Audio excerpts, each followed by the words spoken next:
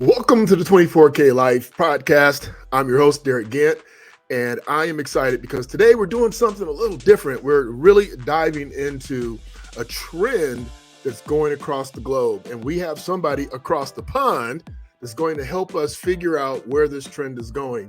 Now, here at the 24K Life, we love to bring you interesting guests, extremely great ideas, tools, techniques, and habits that will help you to elevate your life.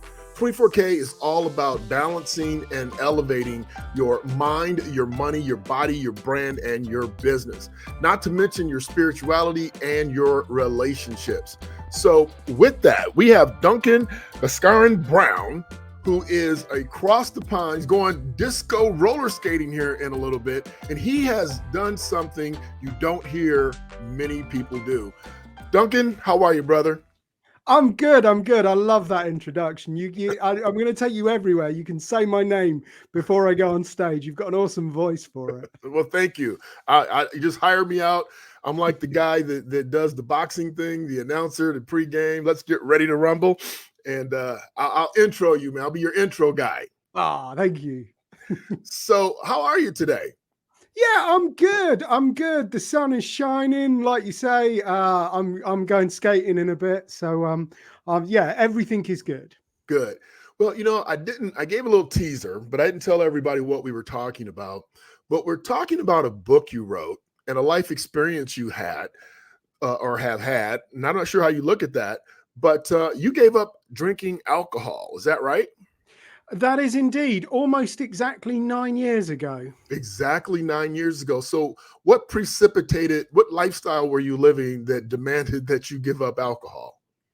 Well, the funny thing is, I think if you'd asked me when I was drinking, I would have told you I was living the 24K lifestyle because, I was pretty successful. I was doing a lot of political leadership roles at a disturbingly young age and, having a lot of success doing it. And from the outside, it looked like I was doing very well. But honestly, on the inside, I was just miserable. And I think there's a lot of boring science behind why drinking alcohol every day makes you miserable. But trust me on this one, it makes you miserable. And I was just, I wasn't doing everything that I could do. I wasn't really doing everything that I kind of wanted to do. I was doing a lot of good work, I think, but it was somebody else's dream, if you know what I mean. Yeah, And right. it kind of got to a head when my wife and we decided to have kids, and we tried. That bit was quite good fun, and my wife got pregnant, and we were all excited, and everything was kind of like going well. It was all rosy, and then she had a miscarriage. And pretty much everything fell apart. And, obviously that was very hard on her physically, mentally, emotionally. But what made it even worse was I just wasn't there for her. Right. Now, had you like, you guys were a couple with no kids. Were you kicking it then? Were you out drinking? Were you guys out partying together? Were you out by yourself? I mean, what was it like before you tried to have kids? Yeah. So a lot of people who I knew back in the day, some of them they refused to believe that I ever used to drink that much, because when I was out, I was very, very controlled. I mean, I was, I had quite a high profile position. So when I was at events where alcohol was being served, I would be, very controlled. I'd only have one. I would then go home and drink a couple of bottles. So most of my drinking, it happened on my own. And my wife's never really been a big drinker. Okay. So my days of partying were kind of behind me. I mean, I did a lot of that in my 20s, but I'd grown up a little bit, and I was presenting this image of being fairly controlled, and it was until I got my own. We were living a pretty normal life for people in their 30s. We weren't going out partying like crazy all of the time. Wow, that's a sad story that she lost your first, and it kind of changed. And so, what amplified what she was in her sadness, her misery? You were in yours. Is that, and then you decided that a little bit too much was too much? Yeah, I mean, basically, my default response to misery, sadness, difficult times, hard emotions is just drink. So, she was struggling, and I just disappeared into a bottle of wine, which is just the least helpful thing that I could do. Right. And I'd love there to be this kind of like one big shiny staring in the mirror moment, but it just life doesn't really work like that. What I Right. did was I spent a couple of months really thinking about what it is that I wanted from life. What's my life going to look like? Why am I here? What am I supposed to be doing? And it really boiled down to one nice, neat question. And I never could have vocalized it at the time, but now I know. I spent those 2 months basically deciding whether I wanted another drink or whether I wanted to have a family. Now, the good news is, of course, I made the right decision. And almost 9 months to the day after I stopped drinking, our daughter was born. And that was fantastic. Of course, I quickly swapped one set of problems for an entirely new set of problems. But they're good problems, aren't they? Exactly. You're like, I can't get any sleep. I need a drink, but I gave it up. So, you just decided, was it just that simple for you? You just decided that enough was enough and that was it? Or did you have to go through a process? What was that like? So I mean, the main thing for me was making that decision that I needed to do something. Mhm. And I'd stopped smoking a couple of years earlier, and I'd used Alan Carr's Easy Way to Stop Smoking. And I found that, well, easy. That's why they call it that, right? And what I noticed when I read that book the first time was how powerful the techniques in it were, and how obviously they could be applied to a lot of other things. Mm. So I took what I sort of misremembered, as it turns out, from Remembered the and experienced. You experienced it. yeah. And I kind of like used that to stop drinking, and haven't looked back. Good for you, man. Good for you. So you had your first baby and you gave up the bottle, you gave up smoking. You're now living a 24K life. What led you to say, I need to write a book? And is the book about your experience, or is it a book of tools to give other people, some of the tools that you read in the other book? Is it a book like that? What's your books like? You have two of them. You have Real Men Don't Quit, and that's the most recent one. The Armchair Macho Guide to Beating Booze and Finding the Life That You Want. All I can add to that is the 24K life that you want. But no, so tell us about your two books. So the first one is my experiences. It was, what I wanted to do was write something that was like kind of a bit funny and quite readable and short. And it's just, my experience going from that point of, drinking, smoking, eating badly, to getting to the part of my life which has been, exemplified by energy, focus, drive, enjoyment, peace, that 24K life. So I don't like to kind of like ruin it by saying you might learn something from it. It is mostly just an interesting, easy to read story, but you might learn something from it. And, I got a really good reception from that, got a lot of great feedback. And I know it's helped a few people, which is so important. But what I wanted to write after that was something which was a bit more tactical, a bit more boots on the ground kind of thing. And that's what Real Men Quit is. It is a complete system for getting to grips with your drinking and working out what you want to do about it, and then doing something about it, and then making sure that you don't slip back. And part of that is about looking at your life and thinking about the things that need to change, and don't be hard on yourself. You don't have to do it all in a day, but just making sure that you do keep putting one foot in front of the other and keep getting a little bit closer every day to that 24K life. That's awesome, man. For those of you that are in your car, you're working out and you're listening to this and you say, wow, that's pretty dope, I'd like to check out the books, you can go to www.getover.uk. Check out those books and you can learn more about what we're talking about here and how to help yourself. Because you know what? The truth of the matter is that everyone has a problem. Everyone has an issue. They have something that is a weakness they need to get over. It could be gambling, it could be drinking, it could be whatever it happens to be. And the techniques and the tools, or the tactical boots on the ground, as Duncan put it, is a great way to start the process of changing, and not just changing, because we all change, right, Duncan? I mean, we change. You transformed, right? You went from one person to a totally new person. So here's my question on that, on your transformation.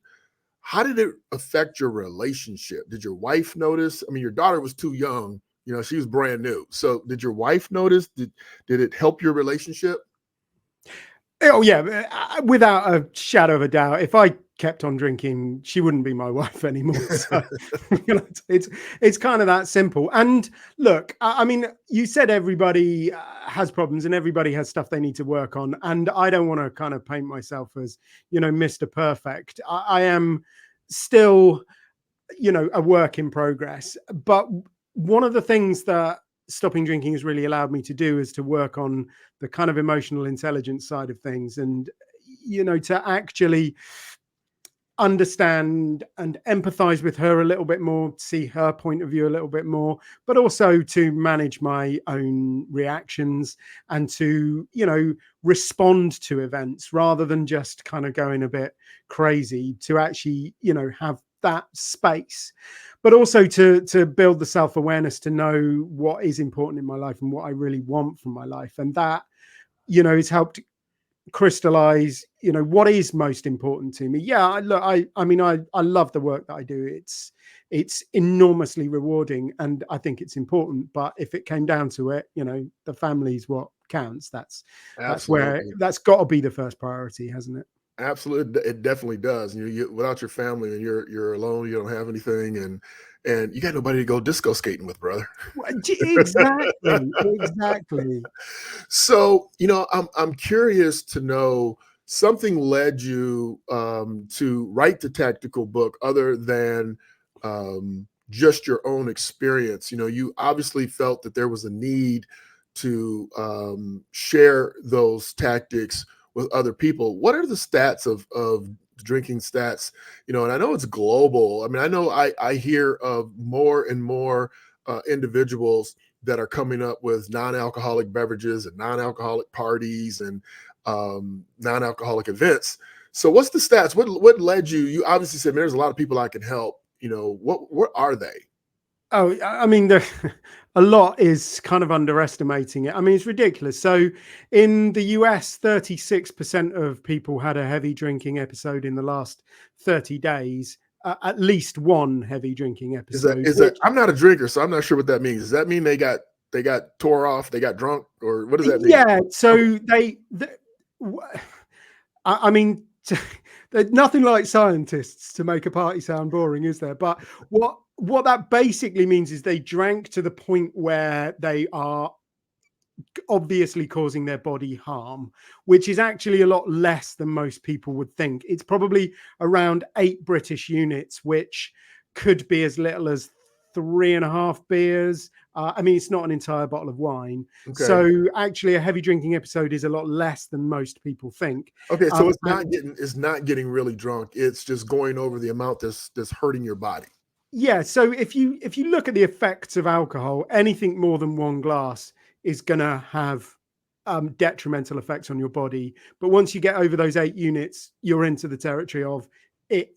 What a lot of people would call binge drinking, but that is quite dangerous, particularly if you do it regularly. And by regularly, I mean 3 times a month, weekly. Any more than that, and you are into the really severe risk territory. Okay, so it's not technically, focusing on, because I was thinking that you were going to talk about alcoholism, somebody that's an alcoholic. These limits are way before, you're talking about bodily harm, and the amounts. I mean, I know a ton of people that drink more than 3 beers, especially at a ball game or something like that. I've watched them pound beer after beer and wonder how they made it to the actual game from the tailgate party. Yeah, well, I worked with a drummer not so long ago, and I saw him live at a concert like 20 years ago when we were both We were both a bit more active drinkers. And I was very impressed because the amount he drank, I didn't think I could stand, let alone play the drums. But yeah, I mean, it is more common than you think. And I think that's one of the things that I really want to get across to people, that there is this huge misconception that basically there are alcoholics and then everybody else that drinks is fine and doesn't have a problem with it. And that is literally about as far from the truth as you could be. Yes, there are people who are very severe risk drinkers. Anybody who is drinking daily, particularly if they're drinking more than 2 or 3 glasses a day, you're going to be up in that severe risk category.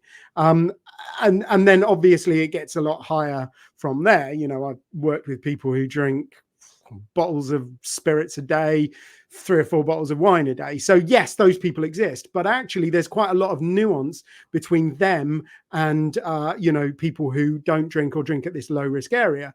So you've got the people who are drinking at the kind of moderate to severe risk, who would never have themselves down as a problem drinker, right? But the science is pretty clear about the problems that it's going to cause them, not in 20 years that they're increasing their risk of getting cancer, diabetes, and heart disease. No, this is causing them a problem when they wake up tomorrow and they just don't feel themselves. Their mood is lower, their energy is off, their focus isn't quite right.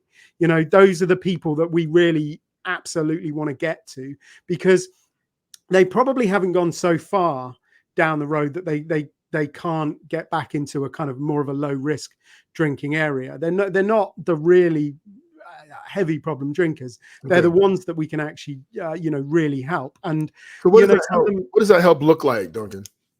So it varies from person to person, but first off, you've got to figure out what do you want. There are a few different options. I mean, obviously, there are people out there who need to stop drinking and never drink again. That is the only option for some people.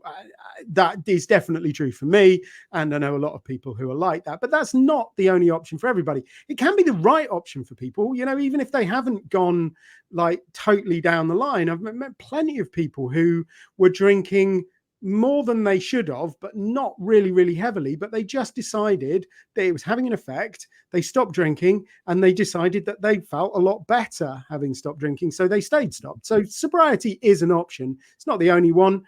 There's something called controlled drinking, whereby you're a bit more mindful about the amount that you drink. You're a bit more kind of controlled. Basically, you in general, you'd be drinking 1 glass of whatever you fancy once or twice a week, so you wouldn't be drinking huge amounts, and you definitely be trying to control it.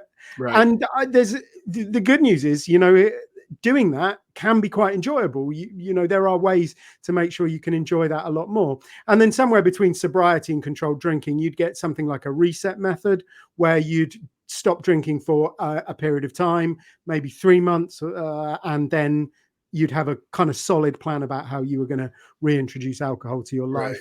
Right. Yeah, Duncan, I don't want to be an asshole. So I'm prefacing this question by saying that's not my intent. However, understanding the definition of what you're saying, obviously the obvious stuff is obvious, but the other stuff that you're saying, we can equate that to eating salami. We can equate that to eating too much M&Ms. I mean, there's a lot of things that are really bad for people that make us feel terrible, that we do regularly, that steal our energy, that make us foggy. So my question is, how do people decipher what's like the necessity to eliminate alcohol? Because like I've cut out processed meats, right? Like it's like I love lunch meat, love it, but I don't eat it unless it's like rare occasions, kind of like what you're saying. And you can have a drink, but so what should people do? It sounds like, man, we're in trouble. We can't have some water, and you can't even eat too much bread because it got sugar in it. It turns in so what do people do? It just seems like there's always something that's bad for us that we need to get rid of, and society is constantly shoving it in our face. Yeah, I mean, I think you've neatly summed up the problem. There are a lot of really, really bad things in the world, and society is shoving them in our face, isn't there? Yeah. I mean, there is a lot that people can do around their diet. Smoking is very bad for you. Vaping is very bad for you. Taking drugs is not that good for you. Right. It's what it kind of comes down to. What should you start with, I suppose? I like that answer. I keep going. I like that answer. Go ahead. Yeah. I mean, I would probably, unsurprisingly, say starting with alcohol is a good place to start, for the simple reason that food affects your mood and it affects your thinking, but nowhere near as dramatically as alcohol affects your thinking and your mood. Therefore, if you want to address any other problems, addressing alcohol first is probably a good idea. I mean, that's the way I did it. I stopped drinking and then I sorted out my diet. And I think it's much easier that way around because, well, when I was drinking, I considered fried chicken to be a snack. I ate a lot of processed meat when I was drinking, because what is the first thing that alcohol disables? The first thing, it stops working. It's a bit of your brain called the prefrontal cortex, which is responsible for decision making. So as soon as you've had those couple of drinks, that kebab seems like a much better idea, doesn't it? That Twinkie's not going to mess up your next thought. So exactly. So I there is a school of thought that says it's actually easier to just cut everything out of your life in one big go, suffer all the pain at once. It works for some people, but the majority of people, I think it's much better. They find it much easier to take kind of a staged approach. So we deal with this problem. And that's something that I really want to get across to people. I think the secret in life is to solve your biggest problem. I love it, man. I love it, man. I appreciate your time today. And I love your philosophy. It matches our philosophy of 24K life. And are there any parting gold nuggets? We're going to make sure that we send everybody to getover.uk to get your books and to incorporate. Do you do any one-on-one coaching or any group coaching or things to help people that maybe want a little bit more than the book? Yeah, I do a little bit of one-to-one coaching still. I am getting quite busy. We do a lot of work with organizations now because to get to those kind of moderate to severe drinkers, we've found working in organizations to be one of the most effective ways to get to them, because they're not going to be Googling, am I drinking too much? Yeah. Well, tell us about that. Tell us about the organizations, or what are you doing with organizations? Because there might be one listening. There might be an HR person listening right now that goes, hey, we need to talk to Duncan about our little soirees that we put on. Yeah, well, I think most organizations have now realized that well-being is an important issue. There's a moral imperative to make sure that our staff are happy and healthy, but there's an obvious financial bottom line to it. Healthy staff, they take less sick leave, they're more productive, they're more engaged, and they stay more. So, that reduces the cost of recruitment. So well-being is something that's really, really coming onto the business agenda, and a lot of businesses are warming up to it. But my experience is that most well-being companies are frankly scared of talking about alcohol. So they just don't. They just ignore it. And much as I love yoga, much as I love big water bottles and blackout blinds, they are not going to help you if your biggest problem is alcohol. Like most people, their biggest problem is not that they're not hydrated enough. I mean, funnily enough, most people don't drink enough water, but that's not their biggest problem. So what we do is we go in and we offer some educational sessions. We do some diagnostic stuff and coaching stuff.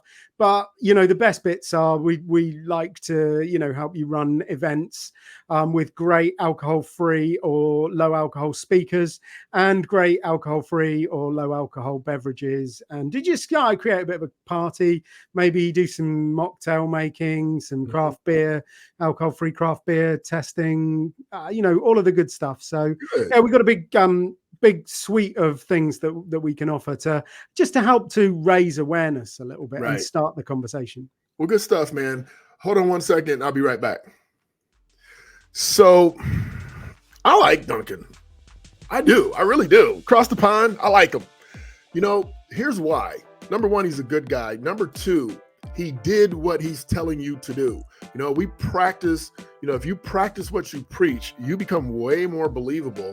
And you can tell his heart is in it. You can tell that he wants other people to have amazing relationships. And here's one of the biggest reasons why I like Duncan. He uses the same philosophy that we do with 24K. I would tell you that when you work with us, we tell you we work with you to get your money right, so then you can work on the rest of your lifestyle in stages. I am going to put Duncan in front of our money stage. So I used to start with the money. We're going to start with the alcohol so that you can make better decisions, so that you can be crystal clear, you can be more committed about the life stages that you need to take on next. So Duncan, we're putting you in front of our money lifestyle stage so that people can make better decisions, so that they can have better success, so they can live a 24K life. Hey, you know what? If you like this segment, or you have somebody that you know maybe isn't an alcoholic but drinks a little too much, you might want to go to getover.uk and buy them the book. Give it to them as a gift. Don't give them the link. Get the book, give it to them as a gift. And, you don't have to say that, I think you're a drunkard. You just have to say, hey, I think there's a better way for you to do better, because you want to get that next promotion. You want to make sure that you have less tension in your relationships. Here's something that you might want to consider. Also, if you like what Duncan was talking about, share the video. So get the book, share the video with other people that you think might benefit from it. And if you know someone, a corporation, that could use an entry point into a healthier work environment, make sure you reach out to Duncan via getover.uk. I'm Derick Gant.